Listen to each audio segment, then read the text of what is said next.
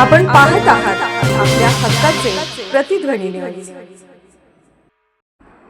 कुपवाडमध्ये गुन्हेगाराचा धारदार शस्त्राने खून. कुपवाड पत्रकार भरत कांबळे कळवतात की कुपवाड बामनोळी रस्त्यावरील देशी दारू दुकानात सोमवारी सायंकाळी धारदार शस्त्राने हल्ला करून एका तरुणाचा निर्घुण खून करण्यात आल्याची धक्कादायक घटना घडली.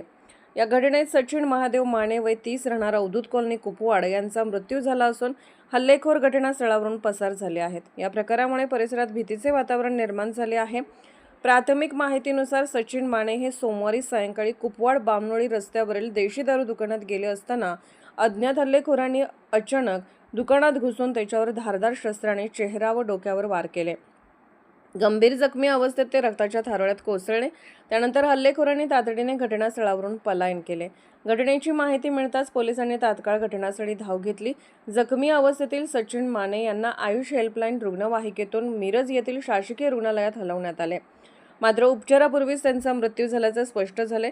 घटनेची माहिती परिसरात वाऱ्यासारखी पसरल्याने घटनास्थळी नागरिकांची मोठी गर्दी झाली होती. पोलिसांनी तातडीने परिसर बंदोबस्तात घेत तांत्रिक तपास सुरू केला आहे. दरम्यान सीसीटीव्ही फुटेज आणि गोपनीय माहितीच्या आधारावर माहिती संकलन करण्याचे काम सुरू होते.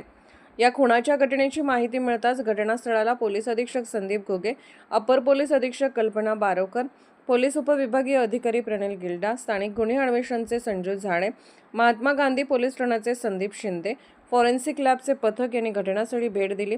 कुपवाड पोलिसांनी काही तासातच संशयित शुभम वाघमोडे आणि सुनील दुधाळ या संशयितांना जेरबंद करण्यात आले, अशी माहिती पोलीस निरीक्षक आनंदराव घाडगे यांनी दिली.